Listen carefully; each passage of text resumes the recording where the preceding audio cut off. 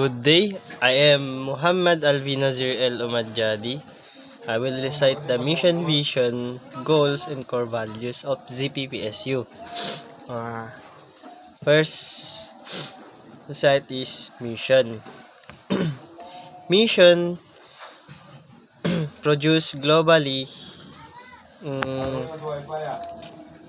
competent human capital and research innovation for quality lives. Next, vision. A world-class polytechnic university. Next, goals. Develop and sustains the cultures of innovation, collaborations, responsiveness, and excellence. Core values. Love of God and country, social responsibility, and commitment, dedication to service and accountability.